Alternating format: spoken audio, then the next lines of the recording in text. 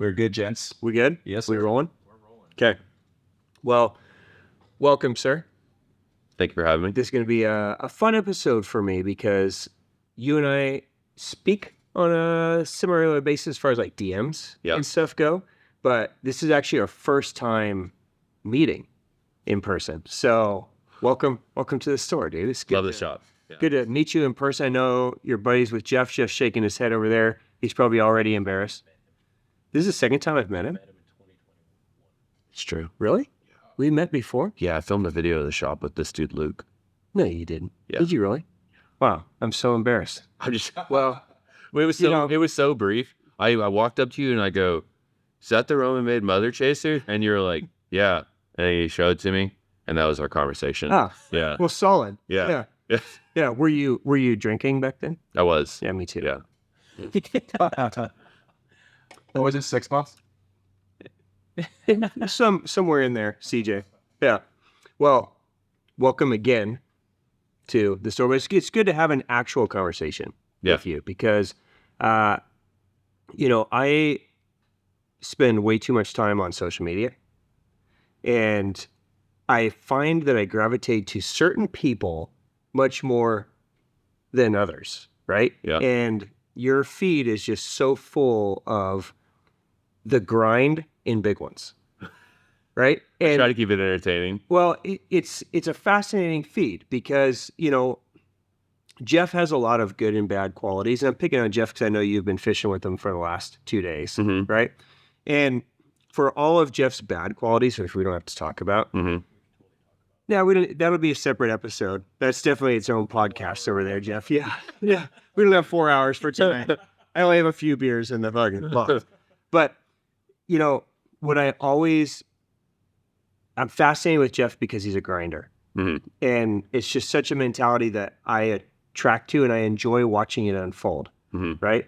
And in fact, one of the things I was talking to Aaron about earlier was, he was talking about going fishing with Jeff, and I said, dude, even if fishing sucks, you're going to watch him grind, and you're going to have this, like, you're watching a machine almost. Right. And I feel like I see a lot of those same traits in you. Like, that's just the type of mentality that I'm drawn to. So I feel like you are kind of, without knowing you incredibly well, I feel like you're the epitome of the grinder. It's my fault, and it helps me, and it's horrible all in one because I don't know when to stop. Like, I'm optimistic to the point of, no, you should go home. Like, it's obviously not happening today. You're wasting your time. And I'm like, no, I'm going to keep going now. It gets me in trouble with my wife. Like, even out with Jeffrey today. Man, you're really optimistic for being on a lake that you know nothing about. I'm like, nah, they're going to bite. It'll happen. So how many casts do you give it after you've told yourself, like, I should go home? Is it like, maybe just one more spot, or maybe just a few more casts, or is it, do you even have a time in your... It can keep going because it's like, you keep combing spots, you hit another spot. And then sometimes all it takes is one glimpse of a possibility of a fish, like a big one blows up on something shallow, and I'm like, oh, they're firing up. Does your day reset then? And then it kind of resets. Starts over? Yeah. So like, then there is no time frame. Yeah. And then other days you launch the boat, you fish for an hour, and you're like, without a doubt, no, this is a bad day. Just pack it up and go home. Yep. Yeah. But it took me like a long time of fishing constantly to know those days. Well, yeah. Few people, when you say fish constantly, right? Yeah.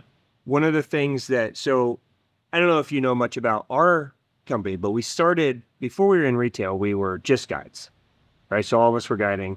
And oh, really? Guiding eventually turned into retail, and then retail ran us all over, right? So when we were guiding, one of the things, when I was guiding, I transitioned out of bass, like conventional bass guiding, to just guide on the fly because I preferred fly customers. But I would have this question that I would ask everybody, how long have you been fishing, right? Just so I can understand where my client was coming. And they would inevitably give, I've been fishing my whole life, or I've been fishing for 30 years. Right? Okay. And the follow-up question was always, well, how many days a year do you fish? Right. And then most of the time it would be something like, well, I fish, maybe 5 or 10 times a year. It's like, okay, well, you haven't been fishing for 30 years. You've been fishing for 150 days. Right. Right? Yeah. So that changes the perspective of, that constant grind on the water. Where your fishing knowledge is. Correct. An understanding of what fish behavior, whatever you name, like that instinct. Right. Right? Knowing what to pick up, how to throw it, just because it's April or whatever. Right. Yeah. Right. Or that feeling that you get, or what you said earlier, like all of a sudden you see something that happens. It could even be like smell or breeze or some kind of gut instincts like, oh, wait, it's going to happen over here. Yep. Right? Yep. Many people may not be familiar with you. Mm-hmm. You have maybe the longest streak of like consistent, when you say fishing consistent, I don't know anybody in my world that has fished more consistent days. You went on this tear. Yeah. How many days in a row did you fish? 1,001. 1,001. Yeah. And the goal was 1,000. Goal was 1,000. So you made sure you capped it just in case. Well, really, the goal was 1 year. Okay. It started in a my birthday's New Year's Eve. Yep. I always fish on my birthday every year. And it started with a conversation based on like drinking with, fishing with, what are your goals? What are your New Year's resolutions this year? And I said, I want to fish every day. That's my goal this year. And I start documenting 1-365 day 1. And that leads into 10/365 day 2, which I didn't even know it was actually 366 because it's a leap year. So like I get to the end of the year and the numbers are adding up weird. And I'm like, wait. But anyways, so I get almost to the end of the year and I had a guy who messaged me like, someone did 2 years straight.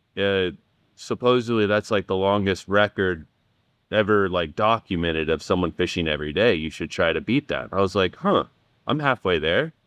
That doesn't sound too bad. So another year passes and I get to the end of that and I said, what's good enough after this? Like I'm at like 700 and something. And everyone's like, well, go to that nice round number of 1,000. Because Right. That's like a nice milestone. What's another year, right? Yeah, what's another year? Easy. So, yeah, and then the rest was I went from not really knowing much about fishing, like being fairly intermediate in the world of swim bait fishing, to soaking in all the knowledge of most of the time averaging 5 hours a day. What I considered counting was an hour a day. But, yeah, just consuming all of it every single day and tracking it. And then as I got more into it, talking to people like Jeff or talking to Mike or those guys who are like, you should look at what is causing these bites to happen, like moon phase, weather, all that stuff. Where I'm like, then I start going even deeper into that wormhole of why I'm getting bit. And then you start narrowing it down and it's, anyways, I could go on about it, but. Well, Yeah. this is why we're here. All right. Let's go on about this. So you've made this commitment to fish every day, right? And you start discovering things like moon phase and time of day and these kind of things. How do you take that information and channel that, knowing that, the moon phase is going to suck ass on Tuesday, but you're committed to going every day? How do you channel that or turn that into still giving yourself a positive experience on the water? Because like Jeff and I talk about moon phase all the time, right? And honestly, I spent most of my fishing time as more of like a tournament angler. So I never pay attention to moon phase because it didn't matter. You had to be there on Saturday. Right? Yeah. Or whatever day it was. So whatever the moon phase was, who cared? Right. But as you start diving down some of these rabbit holes, I've learned so much from him, and even just thinking to past experiences about. When you look back and you do the research, like, well, that day was actually on a good moon phase. Right. Jeff actually pointed it out to me day 900 or something, where he did the research on my fish and was like, do you realize that like 6 of those double digit you caught were all around a new moon. I'm like, no way. And we started going back to the dates of every fish that I caught that was over 9. He's like, that was a good moon phase. That was a good time. That was a good time. And it's like, to catch that many over a span, to actually chart all those, for them to actually be on a good moon phase, seems like something's right about that. Right. You know? And then on the bad times, rarely, yes, a big fish would come, but not near as often as a good fish would come on a maybe 3 days before a new moon, day of 3 days after a new moon. So as you're planning out your week, right? Or however it is that you planned out your days, right? Yeah. No, I mean, did you find yourself just wearing, I mean, by the time you're on day 900 and you still have 100 days left to go, are you just thinking to yourself, I was tired. I would imagine. Yeah. Yeah. And it wasn't that I was tired of fishing. I was tired of seeing my lakes. I have 3 lakes on rotation. I was so overseeing them. And I remember the 900s were really hard. And I was thinking, I'm going to end with a bang. Like, this is going to be good. I'm going to push even harder than I've ever pushed. And it just dealt me a long skunk. Oh. Where I think it ended in the summertime, which made it even worse. That's the worst time possibly. I think it ended in like August or something. And I'm like, this isn't anything exciting. But I tried. I went to a lake that's like known for teen bass. And it wasn't OH, but it was another lake in Texas that was just known for big ones, kind of a sleeper lake. Yep. And we get there and it's just chocolate milk. It's like the most stained I've ever seen a lake be. Right. I'm like, well, this is going to suck. Now you're in South Texas. We're based Central Texas. Austin, yeah. So back to like the moon phase and the rabbit holes of analyzing where your bites have come, where your big ones are, right? And you start developing, like, would you say now, let's fast forward. Would you say now that when you plan a trip, like let's say you're going to go fishing this week, right? Are you going to plan your trip around time of day, moon phase? Are you going to plan around it? Or are you just going to go fishing and keep things in mind and know that at certain times you want to be in certain areas? Or how do you take that information? Certain times, certain areas, for sure. And it's like how to know where to be. I try to keep my lakes on rotation where not only just me, but I keep up with a lot of the locals, as you know, every good angler does. What's biting, what's not biting. I, for the most part, know where I can go and get a guaranteed bite on my lakes, whether it's, I only got 3 of them. I got a power plant lake, I got one in the city, and I got one right outside of the city. And those 3 lakes, I mean, at any given time, one of them at least is going to produce a fish for me. Worst case scenario, I go to the power plant lake, which is like, you know, a lot of grass, and it's known for just 5 to 8 pounders. Yeah. Like on a small, like a citizen or whatever. Small 5 to 8. Yeah, that's the average on the swim bait out there. Only a Texan can talk like this. Yeah. But that's like my anti skunk lake. Okay. Where if things are bad, I go there. So, but then I spend most of my time on the trophy lake though, where I've caught all my big ones out of, because it doesn't happen easy. And I know it's just like, I'm okay with skunks. I take a skunk as in, what did I see? What can I improve on? Like, there's just times where you just got to say, it's okay. You know, it's not a big deal to skunk, but what can you learn from a skunk? Like, and I mean, lately, since I don't have my bass boat because it got hit by a bus, I just been in the John boat, and I've been chunking a soft bait with a bunch of tungsten nails in it, trying to learn the bottom, because I also don't have electronics. Okay. So I'm just trying to comb and find new brush piles or rock piles, and I just do that by feeling, you know? All right. Yeah. Dude, I have so many questions. So I'm gonna try to remember all of these questions, because it almost sounds like a country song that your bass boat got hit by a bus. It really does, right? So, you know, yeah. So, I mean, obviously anybody that follows you knows the struggles that you dealt with this accident. Right. So, I mean, and I haven't really been posting about it a lot because it hurts me. Well, The guy that got off the bus like rubbed on the boat and he didn't speak English and he was like, not bad. And I'm like, no, that's bad. Like this is just so what happened exactly? we're driving down one of the main streets in Austin. I just got off the highway. It was like 11 o'clock at night. I had a long day fishing lake. After fishing. On the way home? On the way home. Okay. Thank God for this guy's sake, I had a good day fishing. Like it was a good day on the water. If he would have hit me with like a skunk day, right, I would have lost it. But I'm driving in the far right lane. He's in the center lane. As I'm going past him, my truck passes him, and I think he just didn't look to see that I was trailering, and he just makes a right turn from the center lane as my truck passed him and just T-bones the boat while I'm going like 40, trying to turn into like a Taco Cabana or something. And it was a big bus. We're talking like Greyhound going from Dallas to Mexico bus. Oh my God. So it ruined your boat. Yeah, it's toast. It drug all the way down the side, one big dent in it. Insurance, I've went through 3 different claims. Their insurance was no help. I brought it in on my own insurance. Now I've went to 4 different shops where 2 of them said it's totaled. The other 2 are like, yeah, we can fix it. We got a guy. I'm like, I don't want it just to be by a guy. That guy. It's brand new boat. Right. I want it to be brand new when it comes back to me. And if it can't be, then replace it. So you're in the middle of chaos dealing with this. Back to the ship dock. I'm back in my 14-foot flat bottom boat.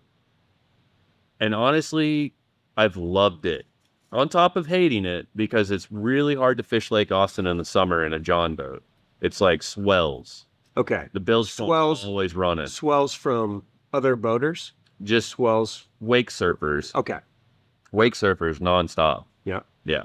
So most people that are watching swim baiters. Right. Now I'm using my little quotes, right? Okay. Because there's so many new like swim bait guys. Yeah, I'm looking at you over there.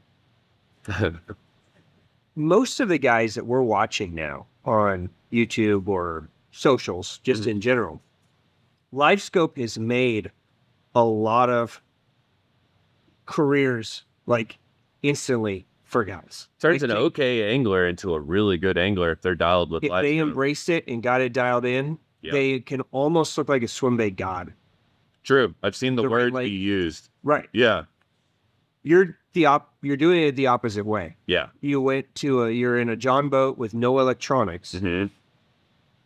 What do you think you're learning that a LiveScope guy's not learning by going back old school? I mean, it's more of a feel. I think, like, if I wasn't even a swim baiter, I would want to use this style for a big worm. Like, you could learn a lot by the bottom by dragging a Carolina rig or a big peg Texas rig. You can learn the bottom, but I think like being in the John boat, no electronics, you have to fish low. Me and Jeff talked about it today, like going back to my roots where I fished all year in a kayak. The first year, you have no option but to fish everything. So you really don't miss anything. You comb everything. Yeah. Which as a swim baiter, you hear is bad and here's not so bad. Like you might be showing a fish your swim bait like 30 times. And then on the 31st time, he's like, I'll eat it. Or he won't eat it all. And you just showed it to him that many times. It really depends on the day that you hit him with it.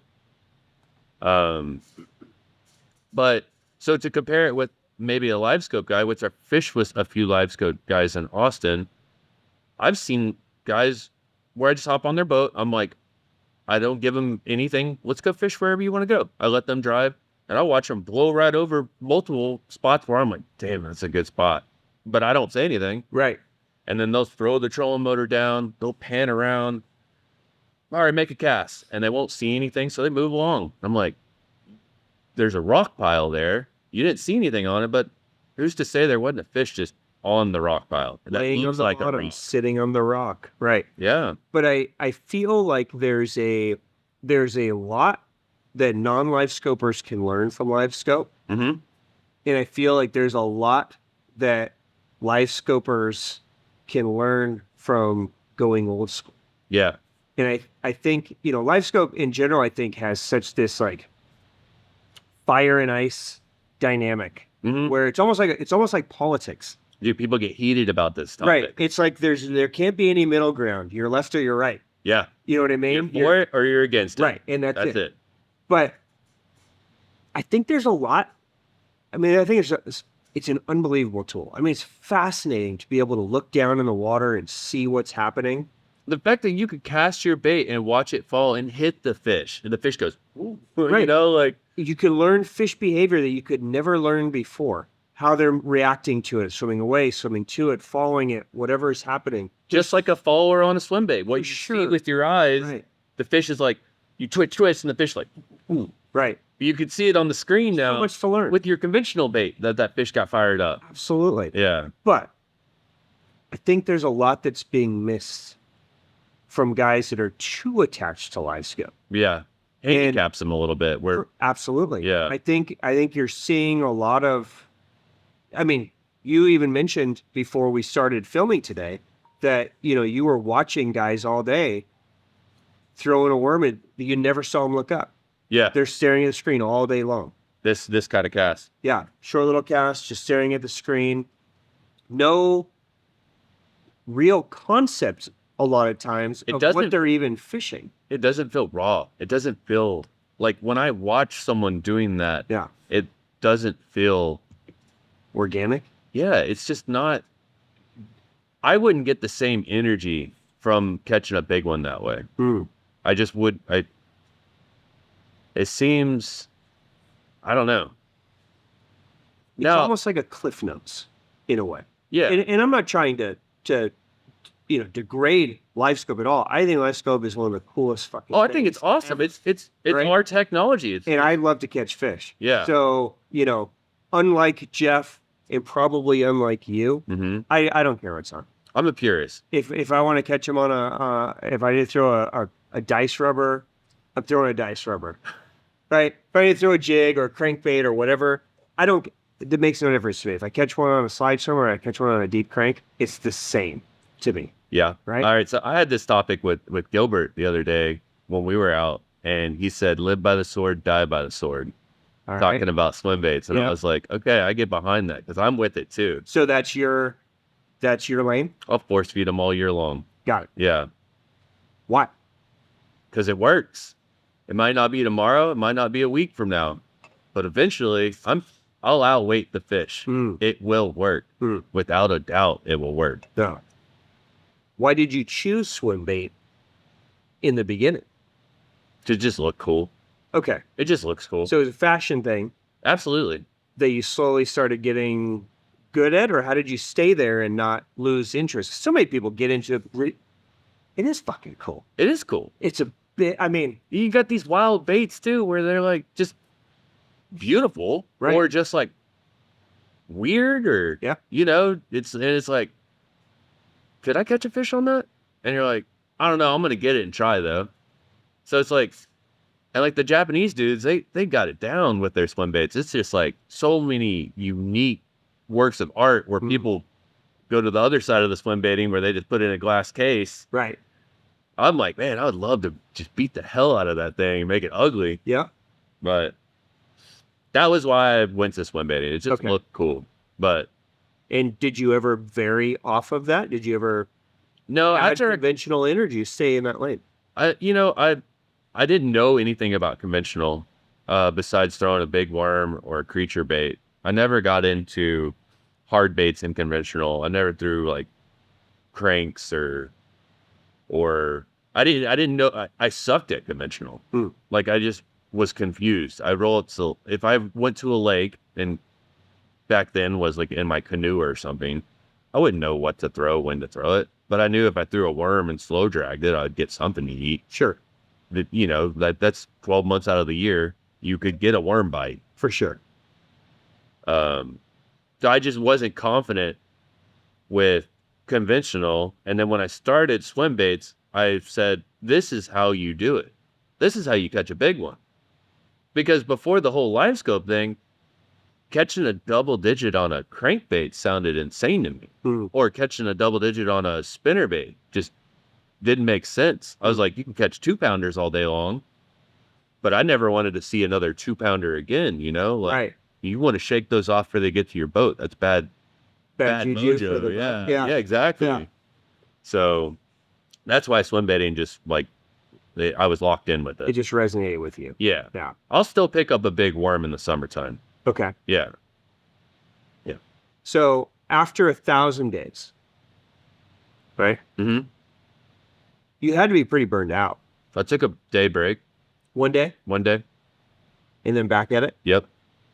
So, And then I went on a horrible skunk afterwards. I was like, did I just mess everything up oh no. By taking the day off? by taking the day off? I felt like I cursed myself. So you're superstitious. Maybe a little bit. But I saw you with a banana on your kickboard. Yep. And I got skunked that day. Yeah. I would believe this. It's true. Yeah, when I saw you post that, I'm like, nah, that's not right. I believe in mojo.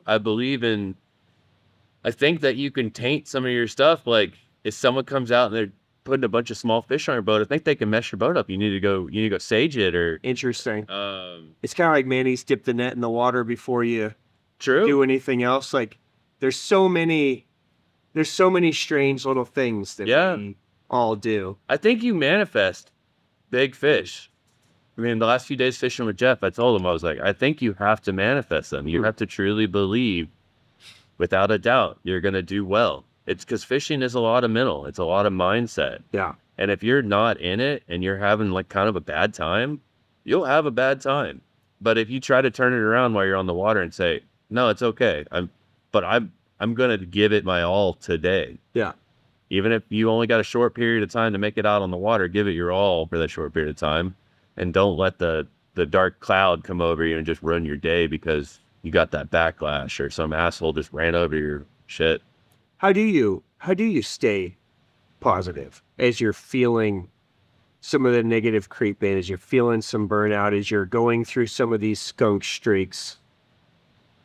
What do you do to I've been reset to Jeffrey. Complain? I complained to Jeff. Okay. Maybe complain. I only have 3 friends in the fishing realm that like I talk to on like maybe a day-to-day basis. Yeah. I don't have really any local friends. I have local friends, but I don't share knowledge like I would share with Jeff or people living not in Texas. Right. Yeah. In the past, I had close friends that were fishing, and it got weird where I was sharing stuff, and then it was maybe getting tossed around to other people. Kind of like those two sitting right there. Yeah, kind of like those two sitting over there. Yeah. Jeff and CJ always fighting. Yeah, they are. Same stuff. Stay off the belt, bro. Okay, got it. Stay out of my lane. Stay off the chaparral. No, but staying optimistic. It was just it's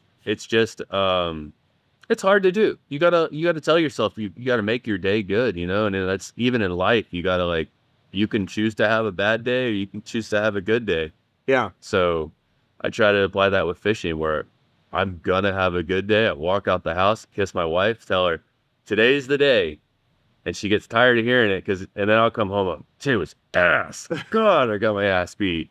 But you still got to take it in what it is. What it is. You're gonna have bad days. When you have a bad day. Mm-hmm. So say it's a skunk or say just shit doesn't go right. Mm-hmm. Right? Mechanically, you're just off or whatever happens. Right? Yep. When you have a bad day like that, it's impossible not to be a semi-negative. Right? Like even you just say like you come home and like say fucking sucked or it was ass or whatever, right? Mm-hmm. But at some point, for you to fish as long and as hard as you do and to continue to be successful and enjoy the craft, you have to find some good in those bad times. Yeah. What are you looking for? How do you take those bad days? Because most of the people listening to this, very few people are ever going to have a chance to fish 1,000 days in a row, right? True. Most of us I wouldn't recommend it to anyone. You'll go crazy. Well, I wouldn't recommend it to anybody that lives in Arizona. Definitely not. Could you imagine, Jeff? Do you think you could do 1,000 days in a row here in Arizona? But y'all also have y'all have to drive pretty far unless you're just doing urban spots, which would get boring quick. Because you can only make so many casts at that one tree over there. The one rock pile. The one rock pile over there. That the 32 catfishermen are also. You could fishing. catch all 120 fish that year that are in the urban spot. But wait, you have urban lakes that have 100 fish in them? We have a ton of spots in Texas sounds amazing. Anyway, I fished one urban lake for 3 years and I finally caught a fish. I got that question a lot. How do you fish every day? I got that all the time. And I would always tell people, dude, I've been talking to you on Instagram for the last hour. You just burned an hour that you could have been fishing. For sure. You know, everyone has the time. And it's the same way with people talking about going to the gym, or you can make time for anything that you're passionate about. I was just going to say, it's no different than going to the gym every day. Yeah. It's you choose where you put your time. Right. You chose to put your time here. Woke up earlier some days, went to bed later some days. Yeah. You know, like, I don't even remember where we're at, though. Well, so most people get a chance to fish maybe once a week. Oh, it's a couple of times a month, right? And, you know, sadly, that one day a week isn't always a positive. We don't always go out there and jack them. A lot of times we go out there and we struggle. And especially in the swim bait realm, it can be, especially in the beginning with swim baits, if you don't get a chance to go a lot, it takes you a long time to develop a skill set to where you can be successful. Right. Right? I mean, you know, I've been fortunate enough to be able to watch a guy like Jeff pick apart a lake that's really hard. And if I see him struggle with perfect casts all day and perfect glides in and out of certain things, I'm thinking to myself the whole time, like, there ain't no fucking way a guy that's never thrown this glide bait could ever come out here and catch one. Right. He can't catch one. Right. He's making those beautiful casts and swimming the bait, everything right. Right. And they still don't eat. Yep. Right. So, you know, swim baiting, getting into swim baiting can be incredibly daunting if you don't have success quickly to give yourself confidence. Right. Mm-hmm. And I would say there's more off days than on days for most people, maybe not for you, but those off days, I think, are the important days to learn from. How do you process that in a way that's positive, that somebody like me that maybe only fishes once a week can take a tidbit from you and understand how I can turn that negative day that I just had into something that maybe can drive me the next try? So the off days for me, I'll do oddball stuff. If I'm not getting a bite on my milk run or my juicy spots that have been doing well, I'll try to go out of my way to just maybe make the cast at something weird that doesn't really seem fishy. Like, I'll try to learn new spots. Even as hard as what it seems for me to fish a new spot on a lake that I've fished 1,000 times, I'm still finding new spots fairly often where I'm like, I've never noticed that fish load up right there. Because each season, really, it could be day to day, week to week, month to month. The fish are changing a lot. And I think the way y'all's fish set up is similar to the way mine, because y'all's lakes run on a chain with current. Jeff, don't shake your head. Y'all's fish set up exactly like mine's. Jeff doesn't know anything. He doesn't know anything. Yeah. So, current-based lake. Do you know that Jeff loves bug baits, by the way? Yeah. Yeah, finesse. Yeah, he does like the finesse. He's impatient. He fishes really aggressive. Yeah. He's a strange one. He'll look at a spot. I go, Jeff, what about that? He'll go, that spot's ass. Don't even bother trolling over there. What are you doing? You're wasting your time. Anyways, no, on the off days, I try to do those spots that are, I would think, those are ass. I'm wasting my time. Just to test my theory, because what I know about that spot 2 years ago could be totally different than what I know about that spot as of now. So I try not to write things off just because that one time I fished it, nothing came of it. And that's like even the same thing with swim baits. Like, I hold on to a lot of my baits because even though they're not the right bait right now, that could be my favorite bait next year. But also that leads to being a hoarder of swim baits. But this is one of the problems with tackle in general. Yeah, I think. But it's similar and conventional. There are years where, you know, a lake just catches fire on a deep crank. And then there's years where it never happens. Yeah. Right? Yeah. But it's not like you're just going to throw your deep crank box out. Yeah. Like, when it happens again, you need the tools. But it's easy right? to say that with swim baiting because you could fish a swim bait for a full year and be like, I didn't catch shit. But then you're looking at a dude on Instagram and you're like, he's tearing it up on that exact bait. Yeah. So it's like, take my favorite bait, the Tyrant. Mike gave me the Tyrant in the end of 2021. And then he gave it to me with the Beast Hook. Okay. And that he gave me at the end of the year, which is the time you'd want to be bumping bottom, dead of winter. And I got bit on it a lot. I suck at setting the hook on a 12-aught Beast Hook. I got weak wrists or something. I don't know. I just don't drive it good. Probably eat more chicken. I'm just going to throw some Could be. protein. Yep. Yeah. Yep. So I fished the Tyrant, and then like I think it's February. Mike sends me a package with the Hangman kit with the wire. He doesn't say what to do with any of it. He just sent me a package, and he wanted to see how bad I would rig it up. So I rig it up. I get out to the lake. I call him up. I'm like, yo, this thing is just a wake bait. He's like, yeah, I know. Fish it. I was like, no, I'm saying it floats on the surface and it's like waking. He's like, yeah, exactly. He's like, just fish it like that. I'm like, soft bait, wake bait. That's weird. So I fish it, and I caught my personal best in February on the surface in 25 feet of water. So crazy. And I'm like, wow, I'll never question you. And then where I was going with that is I fished that bait all year that year, and I did really well on it. I caught a lot of good fish throughout the whole year, and that led me into just that undoubtable confidence in that bait. And then the next year, 2020, into 2022, beginning of 2023, I fished it really hard. Nothing. Like, I don't know if I showed all the fish the bait already, but maybe they weren't set up the right way. Whatever year later, the reason, right? Yeah, they did not touch it. Yeah. Like I was struggling I would still catch one every once in a while, but not like when I first brought it out. So if I got that bait that year, my judgment of that bait would have been, that's cool, but I'm not going to commit my life to it. Yeah. But since I got it and it just went off immediately, I was like, this bait works everywhere. It is the best bait in the world. Yeah. But I only had that confidence because of the success I had right away on it. Would you say it's a fair, maybe good idea?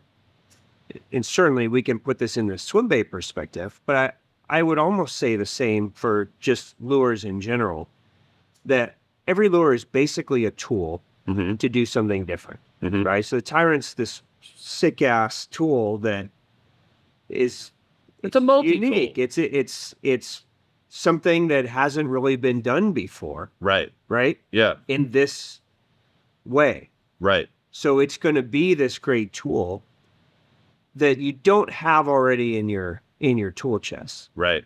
But not every tool is going to work every time, like what you're referencing.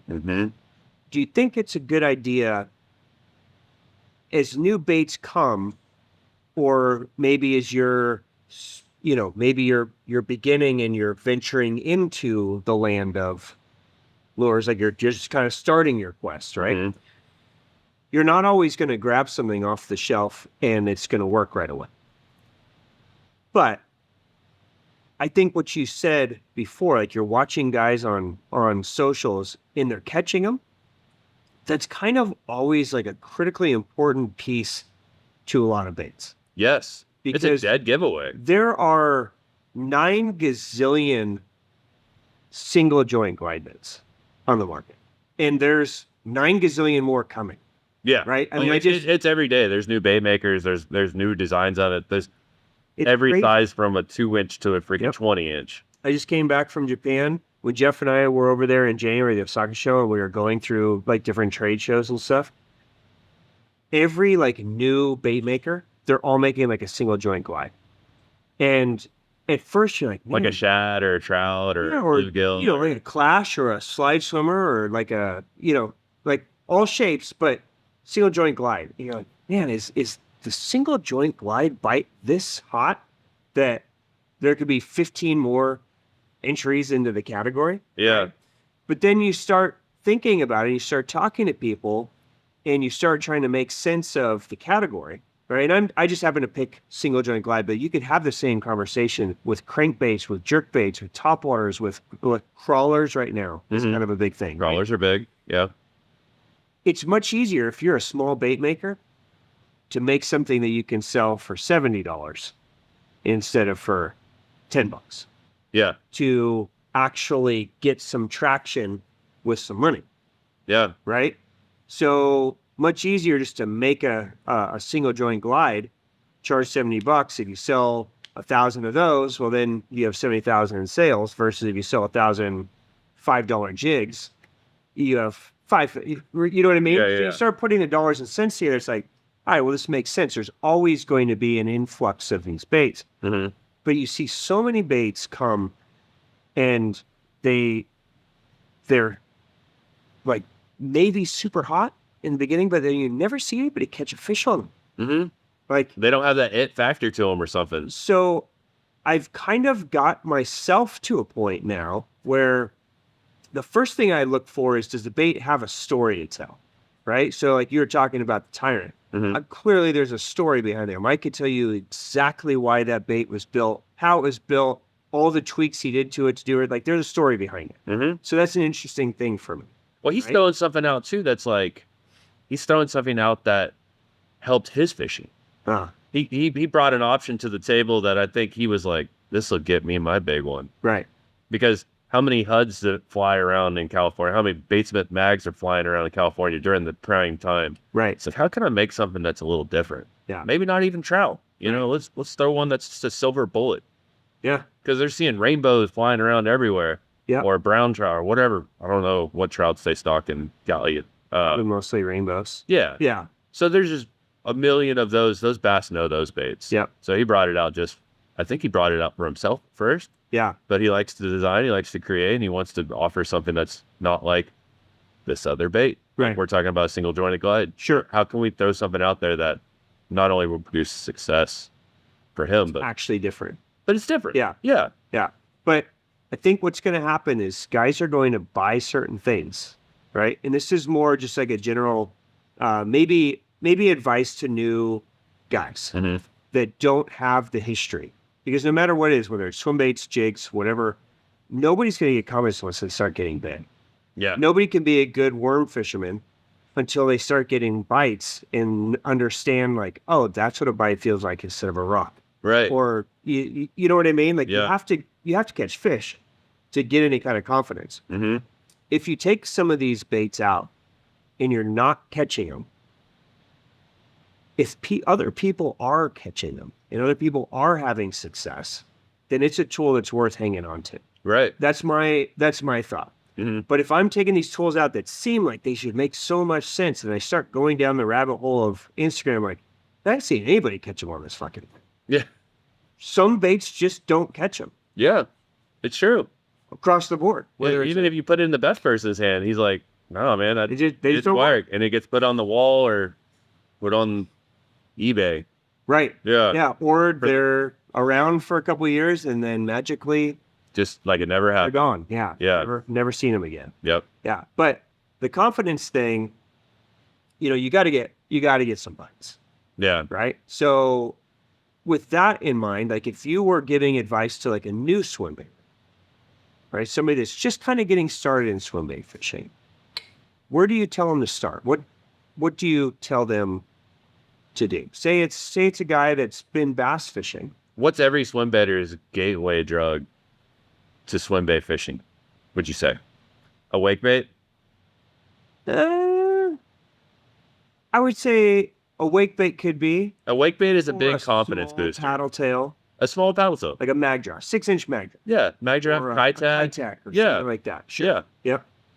And I think a bait like that is a good way to catch a giant real quick if you're in the right area, But I won't say giant. I'll say a good one. Yeah. Yeah. What's a giant for you? A giant would be a teen. Okay. No. A giant's 11, 12. Okay. A freak is like a teen. A teen. Okay. A good one's like a 9, high 9.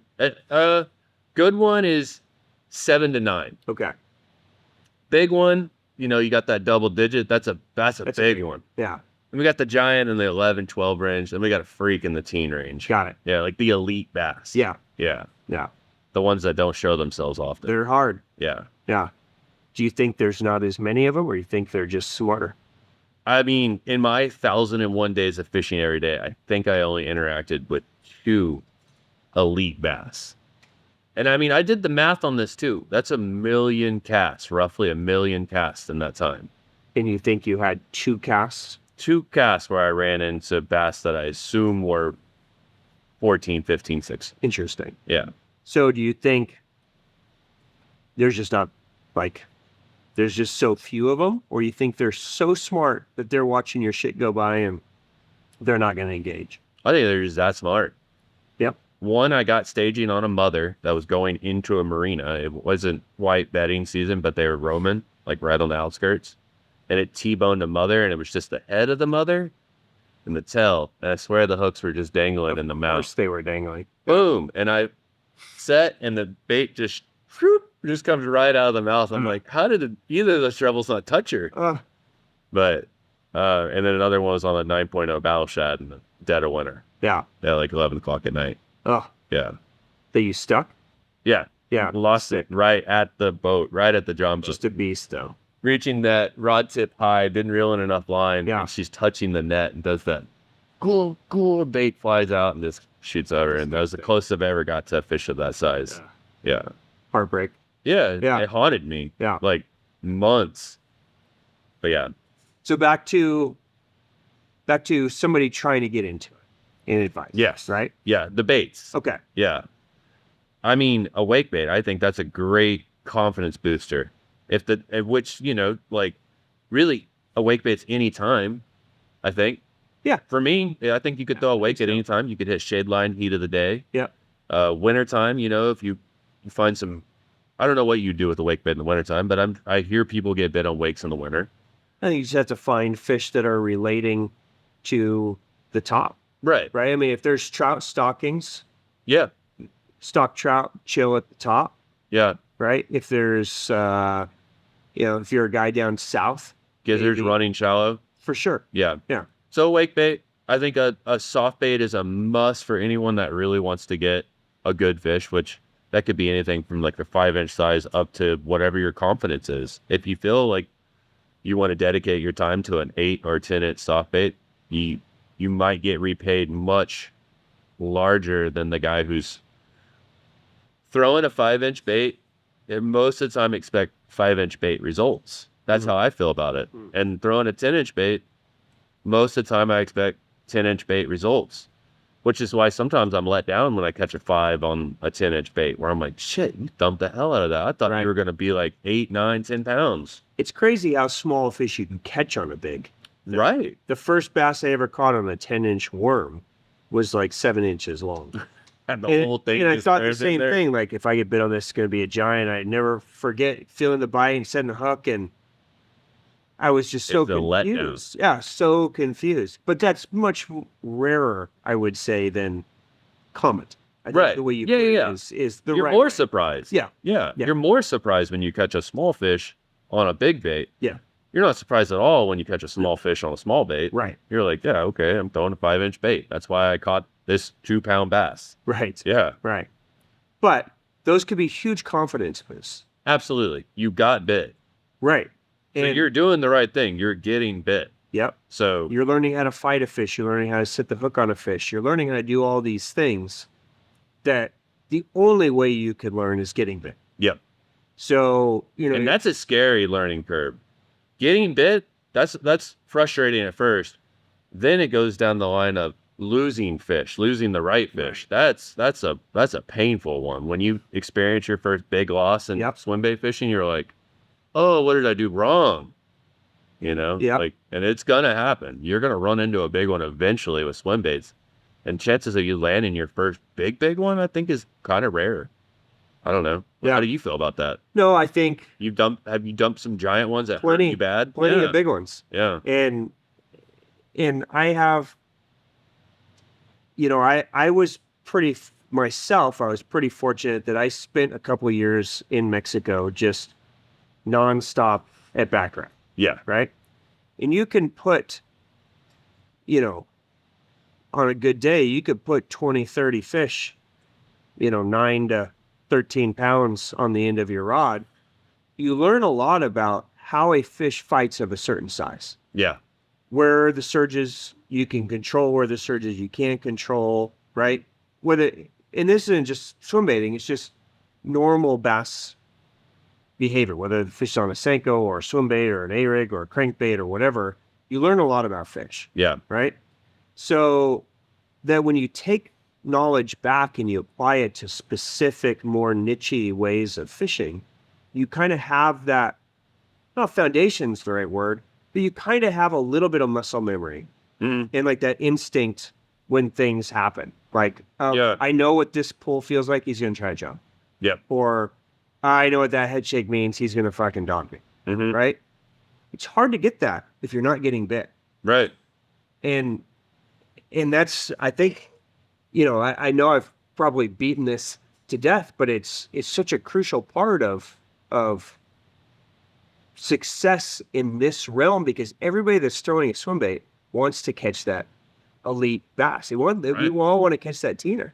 And it's super rare. Yeah. You probably won't catch it, to be honest. I probably won't catch one. I mean, but I'm going to keep going until I can't go anymore or something. I don't know. You laid it out. You made 1 million casts and you had one eat your mother. Yeah. And I had a shot. Get it. Yeah. I had a shot. Yeah. It could happen again. For sure. Yeah. Right. But that's what drove me to doing the 1,000 days, is like my obsession went from fishing is fun. I want to fish all the time. Love getting bit. I love catching fish. I was okay. My excitement level on a 5-pounder back then, I wish I could get back. Yeah. When I caught that 20-inch bass and I could pull the working class zero board out and lay it down and be like, check this out. Oh, yeah. 20 inches. I was so stoked, tiny clutch fish or Citizen 6 fish. That learning curve is so awesome, and everyone should take their time going through it, because it's something you won't get back. Because it just keeps going up. Yeah. What you consider your stoke level gets higher and higher the more you catch. Like, you could be stoked that you just got bit. Yeah. You could be stoked that you caught 2 pound, 3 pound, 4 pound, whatever. Your level could be just elite bass, or not even elite bass, but let's say the good ones, where you did something right, where you brought out a 7, 8, 9 pounder. But going through that learning curve just is, I wish I could go back to it almost, where like I was just so stoked that I caught a fish. Right. Right. And that's what hooks you, brings you in, makes you dig deeper and want to learn more. And yeah. But you are in a special place. I am. So, I think the stoke for me is relative to where I am. Yeah. Right. So like Jeff, CJ, and I spent a week in northern Japan literally trying to catch 5-inch trout. Right. And this was the hardest working trips I think maybe that we've ever done together, for sure. But were y'all BFS? Yeah, fishing? Straight bait finesse, like the hardest, most remote places to get to, like jungle hacking. Like, I saw a little bit on y'all's story. Y'all I were in the thick still of it. haven't moved right since that trip. Like, I think I saw the scar from that spider web on my neck. yeah, like just insane, right? Yeah. But there weren't any 10-pound trout there. Yeah. We maybe saw 2. There weren't any 10-pound trout where I was at. What are the trout? They're like Yamame and Iwana. Okay. Never So- heard of either of those. They're like wild Japan trout. Yeah. But it was They look like some of the swim baits that we see probably in for sure. Yeah. Just like that. Yeah. Right. So you catch a 7 or 8-inch wild Yamame after, 8 hours of scaling this canyon and beating the shit out of yourself. And there's a stoke. It's like, fuck yeah, I got You it. really work. You know what for I that. mean? Yeah. But then you release it, and then it's like, that was an 8-inch fish. Like, it was still just an 8-inch fish, right? Because you get to a certain point where there can be stokes, but then there's like reality starts to set back in too, right? Mhm. And, you said something yesterday in the store, and Griff was like, yeah, only Jared could fucking say that. And you're like, yeah, I had 49 pounders this year so far. And he's like, yeah, of course he's had 49 pound. Like, these aren't normal conversations that most people get to have. Yeah. Right. So, sometimes it's weird for me to even say that because it sounds dickheaded. Well, it sounds ridiculous. It sounds ridiculous. It Yeah. sounds like I'm being a dick. And I don't ever want it to sound like You are being a dick. Would you leave some for everybody else? Yeah. I mean, fuck, that's 49 pounders. Sometimes I else have is the going to phone- get a catch. I have phone calls with Jeff where I'm like, I just annoyed the hell out of Jeff because he's probably on like a bad skunk. And I'm like, talking Well, if you're about talking to Jeff, sorry. you assume he's on a skunk. Because he's here. Start there. And then Yeah. if some miracle happened, he caught one. Yeah. Yeah.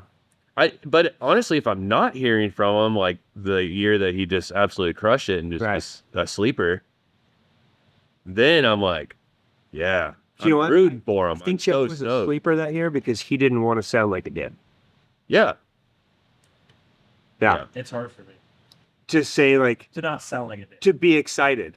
Me and Jeff talked about this on the car ride over It here, did not sound like a dad. Yeah. and like sharing fish, whatever, how it can come off, like, how you present yourself on social media, Yeah. what you write in the caption. Like some people pat themselves on the back really hard. I try not to do that. I try to keep myself like, just like, here it is, a fish, cast catch.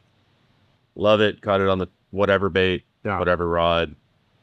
And I try to keep it as like neutral as possible where I don't sound that way, but Well, do you find, I don't know that I actually realized that this was happening until I'm just processing this right now, but I think when I talk to CJ and I talk to Jeff and I talk to Griff and I talk to my inner circle, right? Very rarely do we actually talk about fish that we caught. We almost always, like, the hype and the psych and the stoke is usually something that we didn't catch. the big one. Or a cool eat or something happened. It's like, fuck, dude, I can't believe it. The fish came out of nowhere and missed it. And like, it's usually always like that is fueling the conversation. It's very rarely like, oh yeah, I caught this 8-pounder. Yeah. You know what I mean? It's like, Yeah. we don't really even talk about it. It's like, Happened to us today. We were dicking off on a point. He threw the tire in, and I was like, I threw my clash right next to him. I was like, wouldn't it be funny if this worked? And I started gliding the tire or gliding the K9 underneath the tyrant. this would And we be get it like, a weird bite. yeah, the tyrant's swimming on the surface, and I'm like perfectly darting the K9 underneath it. And then just like, kind of like, whatever, dude, and goes to pull the tyrant out of the water right at the boat. And this good sized bass goes, like, boils the K9 and the tyrant. I'm like, what bait was he going for? You know, like, and at the same time, I thought in my head, like, what if you just T-boned both of them? We both Disgusting. hooked him. Yeah. Like, who was fighting over who caught that fish? Like, my hook's closest over here, so I caught Top him. jaw wins, I think. Top jaw wins. Yeah. Whoever gets in the net first. I'm like pulling it. It's like tug of war with Who this is the fish. net man in this case? Yeah. Yeah. But it's random like moments like that. Like, yeah, you get stoked on where you're like, you'll remember that one. Right. Like, it's so dumb not to forget. You know? But I think that's the coolest part about fishing Yeah. is that, you know, we're all doing this for the end result, right? Like we're all fishing because we want to catch the fish, whatever it is that gets us excited, whether it's a fish or a 13-pounder or, you know, whatever the case is. Mm-hmm. We're all doing it because we want to actually land that fish. But what keeps us fueled is so rarely the actual landed fish. Yeah. It's all those cool in-between things that are just so rare. Yeah. Like the likelihood of that ever happening again that you just told me is probably zero. We could probably do that exact same thing all the time and it wouldn't. It might never happen Yeah. again. But Yeah. that's a story that you're never going to forget. You're going to share that story Mhm. and you're going to constantly be thinking about that fish that missed it Yeah.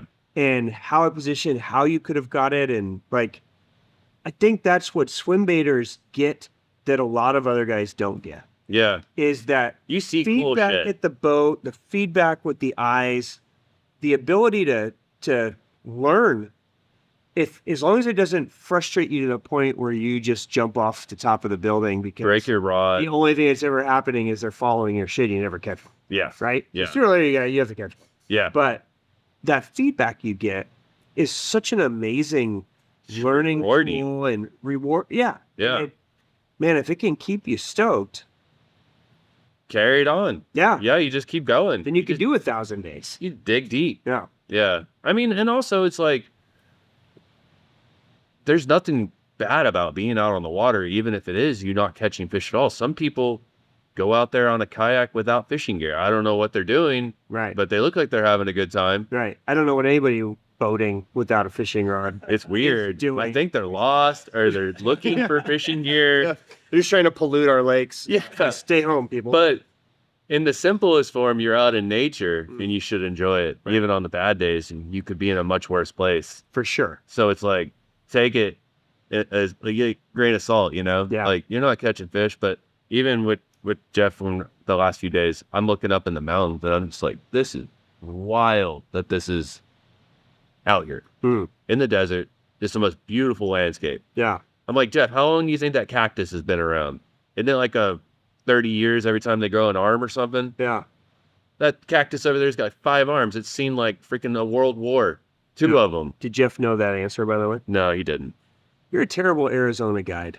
How many years does it take to grow it up? So it takes a saguaro 75 to 100 years to grow arm one. After arm one, it averages 7 to 10 years an arm. Okay. So if you see something with 5 arms, potentially that's 120-year-old cactus. Beautiful. Somewhere there. I just So stared think at it. of what that cactus is seeing. Yeah. It's unbelievable. It's seen the lake as a river before it was even a lake. Right. You know, it's probably seen wars go down over who's battling in the river because that's the main. That river is probably the only thing that kept people here. Absolutely. You couldn't survive here without being near that water. No. Yeah. So that cactus has seen a lot. Yeah. Yeah. Yeah. Is that, well, let me not phrase it that way.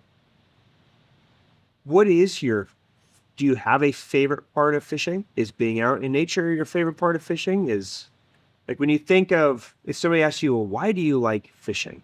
Like we were kind of talking about this earlier, right? Like, Dude, it's changing. It's always changing. I feel like that is a big one though. Seeing new places.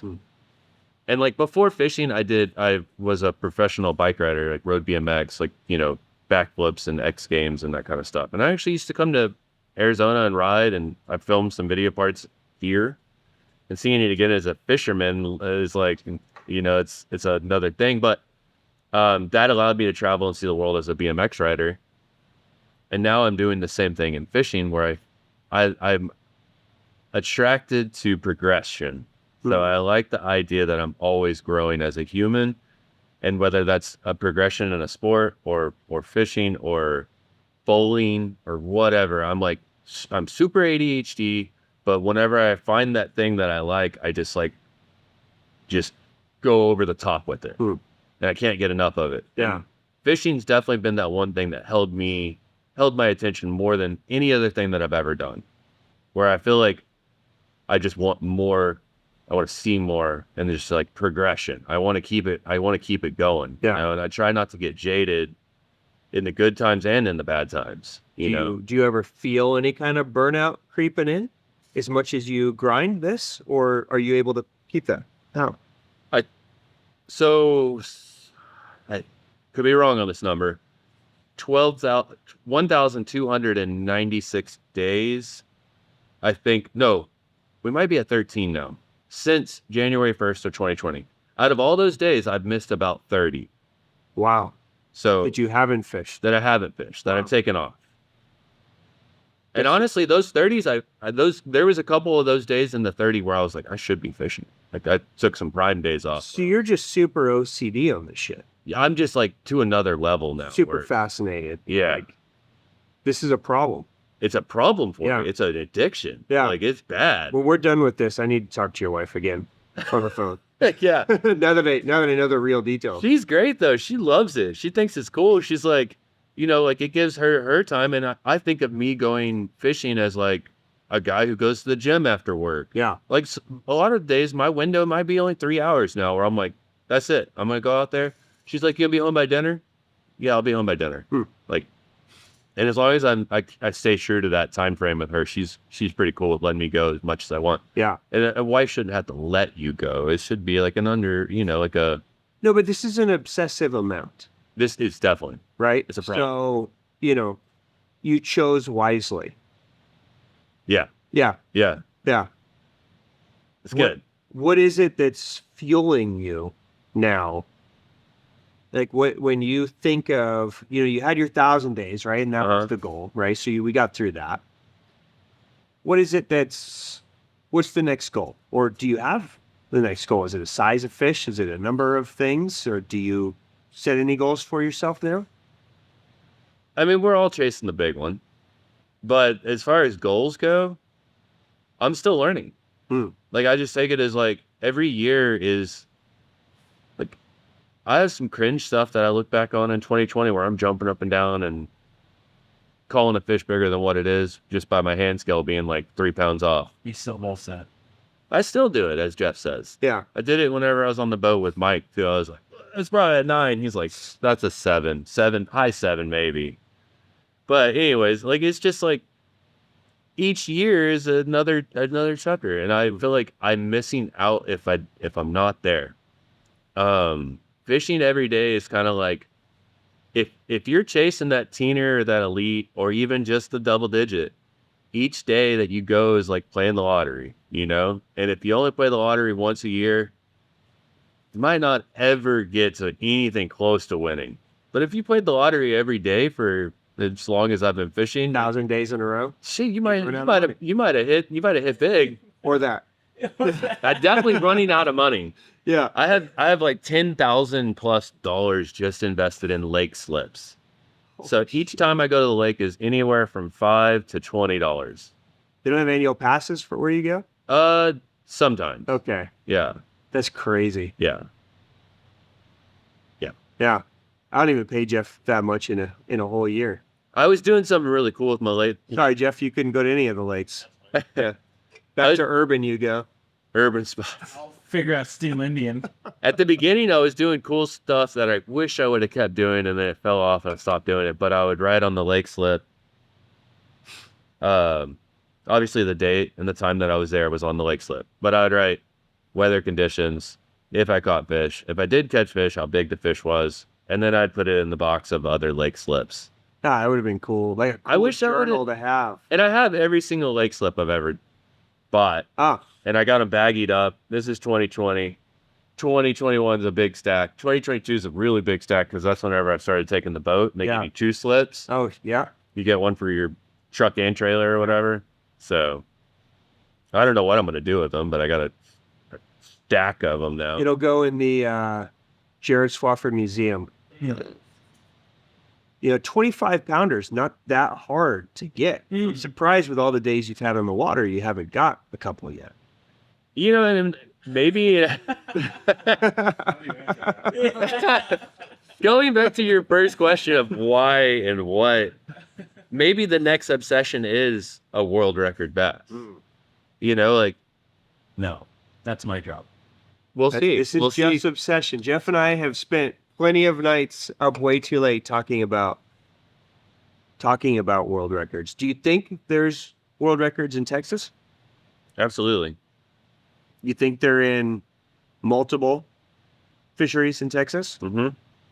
Do you think they're catchable fish in Texas? No. I think if you were to go in certain lakes, certain times of the year and live bait fish, you could come up with a new world record. Who wants to do that? No, it's fine if you do, but yeah, I wouldn't want to. Right. Yeah. But I think that's a way that you could do a world record fish is certain areas, certain times with live. You were to drop a 14-inch gizzard down on some of the spots at OHIV or Lake Austin and let that dude run around for a couple hours, he's eventually going to, if you're in that big bass spot. Something might eat that sucker. Yeah. But like just a freakishly big gizzard, like a 14 to 18-inch gizzard on a freaking circle hook. Let that dude just troll around. Yeah. You could just walk them down a juicy bluff wall.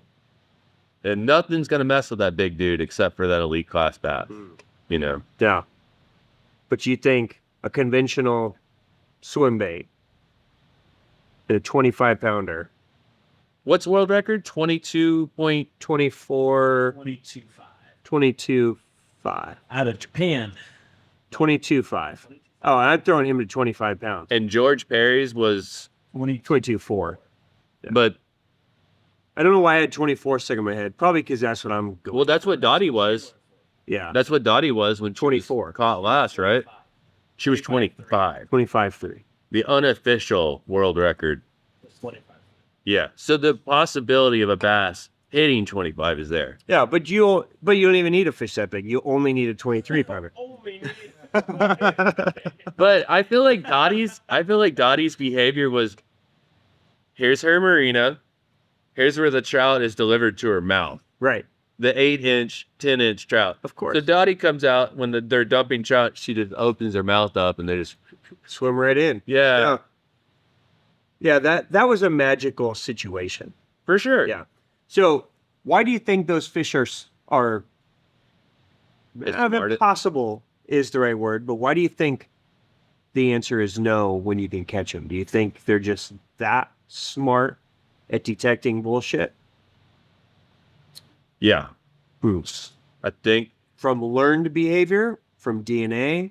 What do you think? I think both. I think it's passed down through DNA. Obviously, if they're getting to that size, they're good genetics, and people have been targeting their gene pool for a long time now. And then learned behavior. If that fish is hanging out in an area where it has possibility of getting caught, which the one time in the year that she moves up shallow going into spawn, unless she doesn't even move up to spawn. Yeah, she might not. She might not. She might spawn 30 feet and say, I've been up there before. I know what it's like. Yeah. That fish could be so elusive you just never see it. Yeah. You know? You catch a ton of 9 pounders. Yeah. 7 to 9 pounders. 7 to 9 Right. is common. How many double-digit fish a year do you think you catch? On Uh, average? I mean, since 2020, I've had 5 10 pounders and 3 11 pounders. Okay. Yeah. 8. So, which is a lot. It's a decent amount. But by percentage-wise, nowhere's even close to your 7 to 9 pounders. Oh, Nowhere's even close. no. Now, you catch that 9 pounder on a tyrant, on a K9 or whatever. Shad or Yeah, citizen, whatever you're throwing, right? yeah. It's not that 9 pounder is towards the end of life. No, he's just getting started. He's probably in his teens. Yeah, right? He's fired up. So what happens? Why does that fish become so hard after that point? You know, catching that 9 is probably where it flips for that fish. He's like, I'm not going to hang out on that dock anymore. He's like, fuck that. I'm going to go sit on this hump out here. That dude just caught me. I'm so upset. And that could be that dude's last time that he's like messes with being up there for a while. Do you think before he was 9, do you think while he was 3 and 5 and 7, he was chilling under that dock? And it just took him enough times of getting stuck to where he was almost just like wise now? Almost like a kid. He just does the same thing wrong and wrong and wrong and wrong. And finally he's adult enough to be like, nah, yeah, I got it. This is the wrong thing to do. Yeah. You think it's something like that? Yeah. I mean, bass behavior could be very similar to us and our behavior. Like we go through the same learning curves in life as like maybe the fish do. They make multiple mistakes and then they finally get up in age where they're just wise and they don't do anything wrong. Then you got the other grandparents out there still slamming beers and smoking cigs at 70. Right. Those are the ones that are probably still getting caught. Right. Yeah. Did you see yourself catching many of the same fish? Like, can you identify? I've never looked at that. I should go back and look at a lot of my 9, 10, but I've never really compared. I think it would be hard unless they had like an identifying feature. Chopping their tail or like a black spot. Something. Yeah. That would. Weird mouth, like sometimes they have like an elongated mouth or something. Yeah. Yeah. Yeah. Yeah. What do you have to say or advice-wise to just the swim bait community in general, or fishing community in general, looking forward to the next, 10, 15, 20 years of this sport and us all having fun and enjoying what we're doing? You spend so much time on the water. What would be some last advice that you can give us to enjoy what it is that we do? I think the advice that's helped me the most, and it was said by Gilbert, was eyes on your own paper. And I think that helps a lot in the world of fishing when you get to a certain level, that if you really just block out what everyone else is doing, not in a sense of like not paying attention or not giving credit where credit's due, but not getting that jealousy or that feeling of like you aren't good enough because maybe your friend is doing great. Like that robs you of the here and now. So if you just focus on what you can do and be happy with your best shot at being out on the water and catching fish, like blurring out the other people's, like social media makes things difficult. You could have some guys up north that are looking at us guys here in Texas or even Arizona or California, and like a big one to them is a giant to them is 8 pounds. Right. A big one to them is 4 or 5 pounds. Right. And they're like, if you're looking at Texas, those are fish that, some people might not even take a photo of, but don't compare yourself to them, Like be the best at where you are and be happy with the progress, Like, so I think eyes on your own paper is a big one for me. Like I try not to get too focused on other people's success and let it bring me down. I don't even think of it. It just compliment people on their success versus like trying to throw shade out there for no reason. Yeah. Just because of jealousy, You seem like a super centered dude that fishes for your own personal satisfaction. Whether social media was there or not, I'd Right. still be doing it. Yeah. I mean, you just don't strike me as the kind of guy that really gives a shit about social media, except that it's kind of a necessary You have to. tool You have to to. stay connected with sponsors and other anglers and the Right. community. This circle right here was brought together by social media. For sure. Yeah. But it's also, reaching out and talking to you guys, just being cool to whoever, like compliment people instead of like throwing shade on them. Yeah. So, I mean, dude, I think the complimenting people is such a such a rare activity anymore. And everybody loves a compliment. It's so easy to do. yeah, And just because, if I see Jeff catch a 7-pounder, I see you catch a 9-pounder, notice how yours is always bigger than Jeff's. true.